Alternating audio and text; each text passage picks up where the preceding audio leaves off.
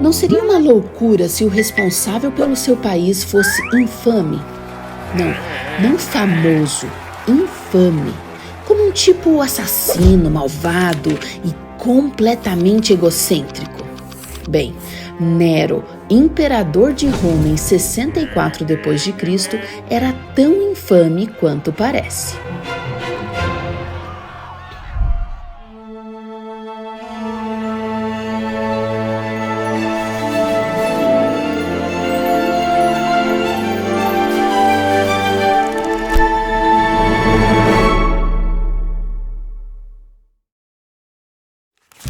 Vamos ver aqui.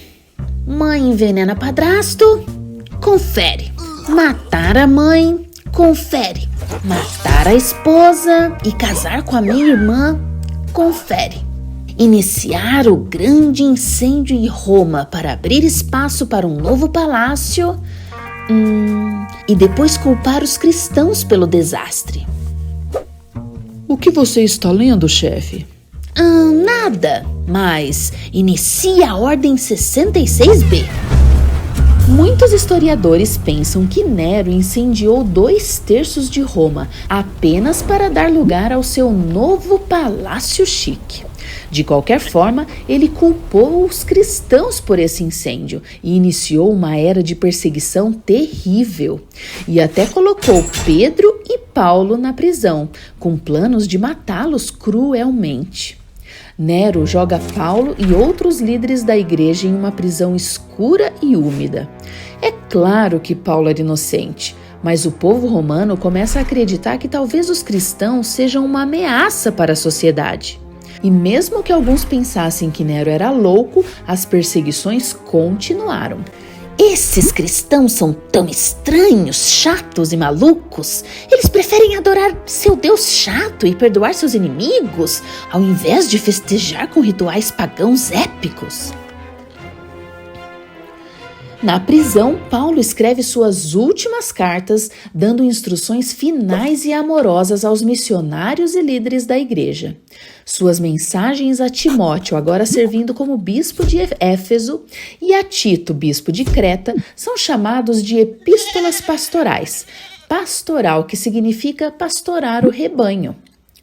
A terceira carta de Paulo vai para Filemon, um líder da igreja em Colossos. Onésimo? Ei, você pode me ajudar a preparar os bancos para a igreja amanhã? Espere um minuto. Suas tarefas não terminaram. Onésimo. Mal sabe Filemon que Onésimo escapou e já está a quilômetros de distância. Quando os implacáveis romanos conquistaram o mundo, milhões tornaram-se escravos, como 1/4 de toda a população.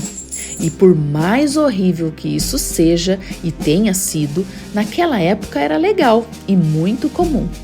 Assim, Onésimo escapa, correndo, nadando e se esgueirando por centenas de quilômetros, terminando em Roma, onde de alguma forma ele conhece Paulo. E sobre o que Paulo fala com ele? Claro, o Evangelho de Jesus Cristo. Ele e Paulo tornam-se grandes amigos e Onésimo acaba sendo batizado. Então, Paulo, tem um problema, é que eu sou um escravo fugitivo da casa de Filemon. Fio? Tipo, Filemon? Meu amigo em Colossos? Os cristãos daquela época, assim como agora, acreditam em tratar uns aos outros como iguais e em amar uns aos outros como Cristo nos ama. Então Paulo imediatamente pega papel e caneta e escreve uma carta para Fio. Caro Filemon, então, como vão as coisas? Ei, adivinhe, eu tenho um novo melhor amigo, Onésimo. E eu gostaria que você pensasse nele não mais como um escravo, mas melhor que um escravo, como um irmão querido e um companheiro cristão. Então, se você perdeu algum dinheiro com ele ou teve algum problema por causa dele, eu pagarei por isso. Aliás, monte o quarto de hóspedes aí, porque eu espero sair e vamos nos ver. Paulo envia o próprio Onésimo para entregar a carta a Filemon. Não sabemos o resto desta história, mas é um símbolo muito poderoso para nós. Veja, Paulo, como Cristo, paga o preço da liberdade de Onésimo, algo que Onésimo não é capaz de fazer. E ele salva Onésimo da condenação certa da pena da lei. Nós também, sem Cristo, somos escravos do pecado e dos seus efeitos nefastos. Mas quando nos submetemos humildemente a Cristo e vivemos o seu evangelho, realmente ganhamos a nossa liberdade espiritual e desfrutamos de maior felicidade.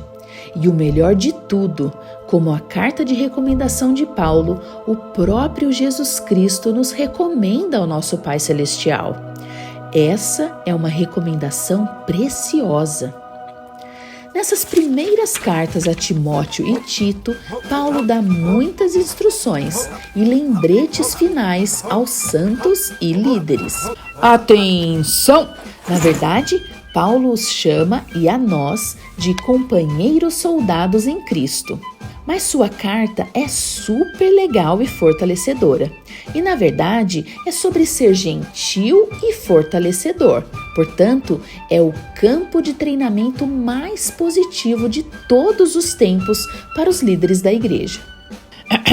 Atenção, por favor! Sim, Senhor. O que precisamos treinar, Senhor? Para melhor servir o povo. Não ensine às suas congregações histórias bobas de promoção da falsa fé. Nem diga às pessoas que elas são melhores do que as outras só porque seus ancestrais eram fiéis e famosos. Bispos, ouçam por favor. Apenas uma esposa. Obedeça à lei. Esteja sempre pronto para ensinar. Não bata e seja legal. Não negligencie sua família. Sem orgulho. Sem ganância. Não reclame dos convidados. Ensine o povo a não discutir. E, por favor, cuide das viúvas. Sim, Senhor, faremos isso acontecer, Senhor. Mas, Senhor, o mundo é tão escuro e louco às vezes. Estou um pouco preocupado. Deus não nos deu o espírito de temor, mas de fortaleza e de amor e de moderação. Não se preocupe, garoto. Deus pode trabalhar através de qualquer pessoa, se ela for fiel e ouvir o Espírito.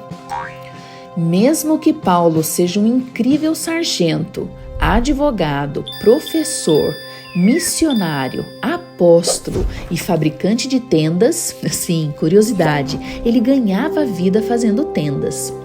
Sim, mesmo sendo tão incrível, ele se autodenomina o principal pecador, referindo-se em parte à sua vida anterior como inimigo de Cristo, ou mesmo aos seus imperfeitos esforços como apóstolo. E essa é provavelmente uma das maiores lições de Paulo, que ele ensinou através de seu exemplo incrível, que este é um evangelho de arrependimento e mudança, até mesmo transformação. Como diz o velho ditado, a igreja não é um museu para os santos, é um hospital para os pecadores. Ao lermos e relermos as cartas de Paulo com as ferramentas que nos ajudam a compreendê-las, vemos o quanto ele confia em Jesus Cristo para tudo. Em vez de confiar menos em Jesus à medida que envelhecia e ficava mais sábio, Paulo confiava cada vez mais em Jesus Cristo. Não é interessante?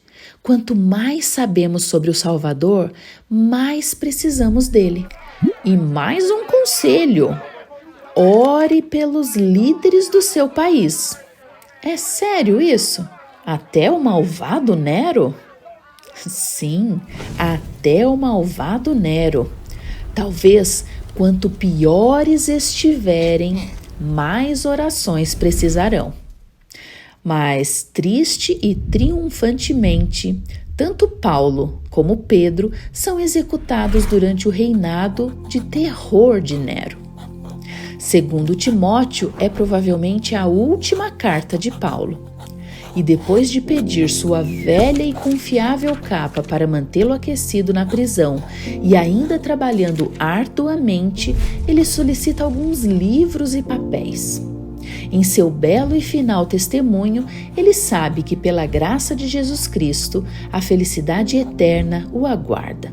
E ele nos lembra que essa mesma alegria está ao alcance de todos nós. Combati o bom combate, acabei a carreira, guardei a fé.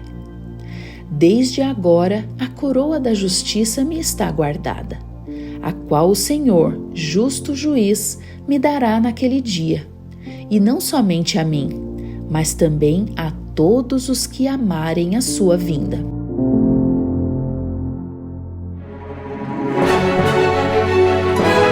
Há quase 50 anos, o Living Scriptures foi criado para ajudar todos a entender e sentir melhor o poder da Palavra de Deus. Quem diria que a série Linha sobre Linha hoje tocaria 500 mil de vidas toda semana? A 4ª temporada do glorioso Novo Testamento está em produção e você está convidado a nos ajudar nesta grande causa, clicando no link de doação abaixo. Qualquer pessoa que doar $10 por mês também recebe uma assinatura do streaming Living Scriptures. Para uma doação de $1.000 ou mais, nossos artistas farão uma participação especial sua em um dos nossos vídeos. Juntos, por meio do Evangelho de Jesus Cristo, podemos causar um impacto duradouro em inúmeras pessoas ao redor do mundo. E agora, vá ler as Escrituras!